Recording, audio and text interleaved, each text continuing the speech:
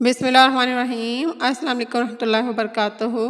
आज हम बयान करने जा रहे हैं हज़रत आदम को। तख्लीक़ आदम के बाद या हज़रत आदम को तख्लीक़ करने के बाद जो कलामात सिखाए गए और फ़रिश्तों से उन्हें सजदा करवाया और कैसे इब्लीस ने सजदे से इनकार किया और जन्नत से निकाला गया। तो जब अल्लाह ताला ने फ़रिश्तों को फरमाया कि मैं मिट्टी से इंसान बनाने वाला हूँ, जब मैं इसको अच्छी तरह बना लूँ तो इसमें अपनी पैदा करदा रूह डाल दूँ, तो इसके लिए सजदा करते हुए गिर जाना। अल्लाह ताला ने इल्म के साथ साथ आदम अलैहिस्सलाम पर इनका शरफ़ और मर्तबा भी वासिया किया। और हज़रत इब्न अब्बास से रवायत है कि अल्लाह ताला ने हज़रत आदम अलैहिस्सलाम को इंसान, जानवर, ज़मीन, समंदर, पहाड़, हर जानवर, परिंद चरिंद के नाम सिखाए, फ़रिश्तों के नाम सिखाए, इनको तमाम अशिया के नाम बताए। अल्लाह ताला ने फरमाया, अब्दुर्रहमान बिन ज़ैद से रवायत है कि अल्लाह ताला ने उनको औलाद आदम के नाम सिखाए। अल्लाह ने आदम अलैहिस्सलाम को हर छोटी और बड़ी चीज़ और इनके अफ़ाल के नाम भी बताए। हज़रत मोहम्मद सल्लल्लाहु अलैहि वसल्लम का फरमान है, क़यामत के दिन ईमान वाले इकट्ठे होंगे और कहेंगे काश हम अपने रब के पास सिफारिश करने वाला तलब करें। फिर वो आदम के पास आएंगे और कहेंगे आदम तो अबुल बशर है, अल्लाह ने तुझे अपने हाथ से बनाया, फरिश्तों ने तुझे सजदा करवाया और तुझे हर चीज़ के नाम सिखाए। हज़रत हसन बसरी रज़ियल्लाहु अन्हु से रवायत है कि हज़रत आदम अलैहिस्सलाम को पैदा करने का जब इरादा किया तो फरिश्तों ने कहा, अल्लाह जो मखलूक भी पैदा करेगा हमारा इल्म इससे ज़्यादा होगा। इस बात की वजह से अल्लाह ताला ने इनको आजमाइश में डाल दिया और फरमाया, अगर तुम अपनी इस बात में सच्चे हो तो इन चीज़ों के नाम बताओ जो हज़रत आदम ने बताए। फरमान इलाही है, ये आदम का बहुत बड़ा शरफ़ है कि अल्लाह ने इसको अपने हाथ से पैदा किया और इसमें रूह फूंकी।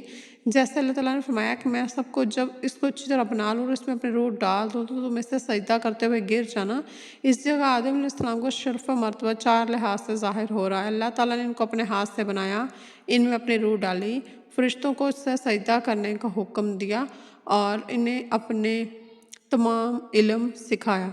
आदम की तख्लीक़ के बाद खुदा ने तमाम फ़रिश्तों को आदम के सामने सजदा करने का हुक्म दिया तो तमाम फ़रिश्तों ने सजदा किया, लेकिन इब्लीस ने सजदा करने से इनकार कर दिया और मलऊन हो गया।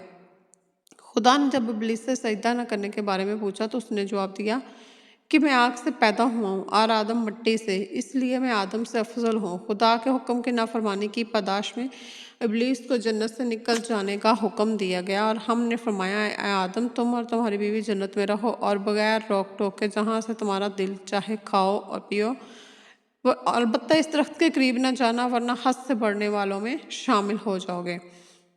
इब्लीस ने जब खुदा से क़यामत तक की मोहलत ले ली और क़यामत तक औलाद आदम को बहकाने का तहैया कर लिया तो जन्नत से रवाना हुआ।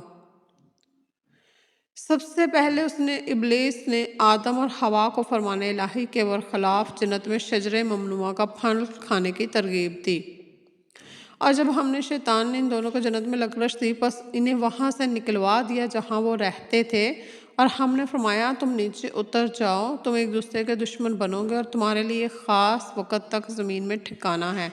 यहाँ से हज़रत आदम और इब्लीस का वाक़या शुरू होता है। इब्लीस आदम अलैहिस्सलाम को बहकाने जन्नत में दाखिल कैसे हुआ? शैतान पहले जन्नत में रहता था और इसे जन्नत से निकाला गया। अल्लाह ताला का इरशाद है, जब तू जन्नत से निकल जाओ बेशक तू मरदूद है। इमाम इब्न जरीर लिखते हैं कि हज़रत अब्दुल्ला बिन मसूद ने फरमाया कि हज़रत मोहम्मद सल्लल्लाहु अलैहि वसल्लम बयान करते हैं, इब्लीस को जब मलून करार दिया गया तो फिर जन्नत से इसे निकाल दिया गया और हज़रत आदम को जन्नत में रखा गया।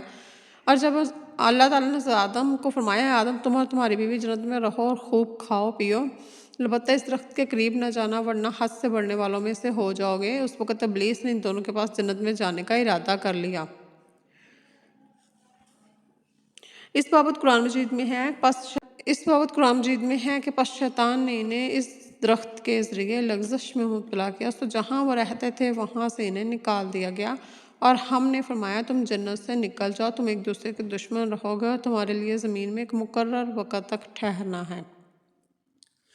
आदम अलैहिस्सलाम को अल्लाह ताला के हुक्म के बावजूद सजदा न करने पर इब्लीस को जन्नत से निकाल दिया गया था और उसे क़यामत तक के लिए मरदूद और मलून ठहराया गया। इसीलिए उन्होंने हज़रत आदम अलैहिस्सलाम और अम्मा हवा को बहकाकर वो फल खाने के लिए मजबूर किया और फिर उसने किसी न किसी सूरत मुस्तमल होकर हज़रत आदम से गुफ्तगू की और इन्हें वसवसे में डाला। जब वो जन्नत के दरवाजे के पास जाकर खड़ा हो गया और वहाँ से आवाज़ देकर हज़रत आदम को बुलाया اور پھر انہیں ورگلایا یا پھر کسی جانور کی صورت میں جنت میں داخل ہو گیا اور جنت کے محافظ اسے پہچان نہ سکے، یا وہ سانپ کے منہ میں بیٹھ کر جنت میں چلا گیا، یا اس نے بعض ہیلوں کے چیلوں کو یہ پیغام دے کر جنت میں بھیجا۔ غرض قرآن کریم میں ہے ترجمہ۔ پھر شیطان نے آدم کی طرف وسوسہ کیا اور کہا، اے آدم، کیا میں تمہیں دائمی زندگی والا درخت اور ایسی بادشاہت نہ بتاؤں جس پر کبھی زوال نہ آئے؟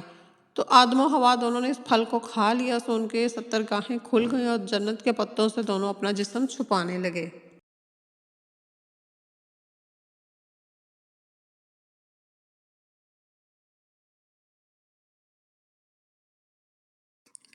تو اس وقت اللہ تعالیٰ نے فرمایا کہ کیا میں نے تمہیں اس درخت سے منع نہیں کیا تھا، اور میں نے تم سے یہ نہ فرمایا تھا کہ شیطان تمہارا کھلا دشمن ہے؟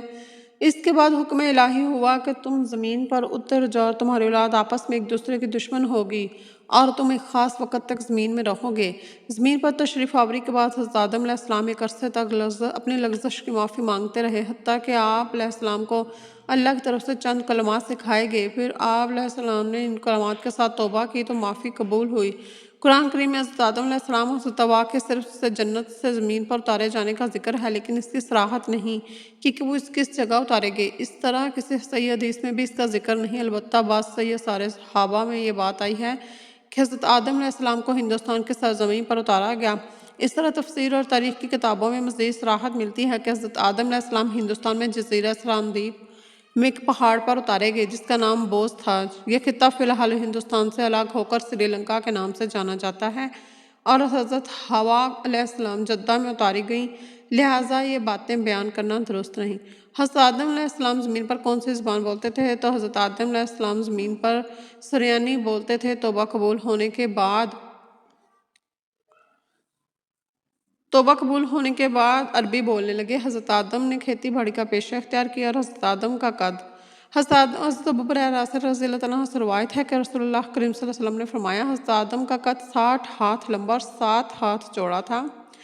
7 ہاتھ ذرا اصل میں بانہ کو کہتے ہیں، یعنی کونی کے سرے سے لے کر بیچ کی انگلی کے سرے تک۔ کہا عیسیٰ شرعی گز کا اطلاق بھی اسی پر ہوتا ہے۔ یہاں یہ سوال پیدا ہوتا ہے کہ حضرت آدم کے قد کا جو 60 ہاتھ لمبا فرمایا گیا تو کس کا ہاتھ مراد ہے؟ آیا خود حضرت آدم کا ہاتھ یا موجودہ لوگوں کے ہاتھ؟ تو زیادہ صحیح بات کا یہ ہے کہ حضرت آدم کا ہاتھ مراد نہیں بلکہ موجودہ لوگوں کا ہاتھ مراد ہے۔ حضرت ابن ابی کعب سے روایت ہے، رسول اللہ فرماتے ہیں، جب آدم علیہ السلام کی وفات کا وقت قریب آیا تو انہوں نے اپنے بیٹوں سے کہا، بیٹو میرا جنت کا پھل کھانے کو جی چاہتا ہے۔ وہ تلاش کے لیے نکلے تو انہیں سامنے سے فرشتے آتے نظر آئے جن کے پاس آدم علیہ السلام کا کفن اور خوشبو تھی، اور ان کے پاس کلہاڑے، کسیاں، ٹوکریاں بھی تھیں۔ انہوں نے کہا، آدم کے بیٹو تمہیں کس چیز کی تلاش ہے؟ یا اس طرح کہا، تم کیا چاہتے ہو اور کہاں جا رہے ہو؟ بیٹوں نے کہا، ہمارے والد بزرگوار ہیں، بیمار ہیں اور جنت کے میووں کی خواہش رکھتے ہیں۔ فرشتوں نے کہا، واپس چلے جاؤ، تمہارے والد تو فوت ہونے والے ہیں۔ فرشتے جب آدم علیہ السلام کی روح قبض کرنے کے لیے آئے تو حضرت حوا علیہ السلام نے انہیں دیکھ کر پہچان لیا اور وہ حضرت آدم علیہ السلام سے چمٹ گئیں۔ حضرت آدم کہنے لگے، حوا مجھ سے الگ ہو جاؤ، پہلے بھی مجھے تمہارے ذریعے سے ہی مصیبت پہنچی تھی، پہلے بھی مجھ سے تمہاری وجہ سے اللہ کی شان میں گستاخی ہوئی تھی، جس کی وجہ سے ہمارے خاص وطن جنت سے ہمیں نکال دیا گیا۔ مجھے میرے رب کے فرشتوں کے ساتھ رہنے دو۔ فرشتوں نے ان کی روح قبض کی، غسل دیا، کفن پہنایا، خوشبو لگائی، آپ کی قبر کھودی اور لحد تیار کی۔ پھر انہوں نے آدم علیہ السلام کی نماز جنازہ ادا کی اور انہیں قبر میں رکھ کر اوپر سے مٹی ڈال دی۔ پھر فرشتوں نے کہا، آدم کے بیٹو تمہارے لیے یہی طریقہ ہے، تم اپنے مردوں کو اسی طرح دفن کرنا، واللہ اعلم بالصواب۔ حضرت سیدنا آدم علیہ السلام کا انتقال ہوا تو حضرت جبرائیل نے فرشتوں کو لے کر نماز جنازہ پڑھائی اور مسجد خفیف میں دفن کر کے ان کی قبر کو لوگوں سے پوشیدہ کر دیا۔ باقی واللہ علم۔ آج کی ویڈیو نے اگر آپ کے علم میں کچھ بھی اضافہ کیا ہے تو اور اضافے کے لیے چینل کو سبسکرائب کر لیں۔ ملتی رہیں گی اس طرح کی ویڈیو۔ جزاک اللہ۔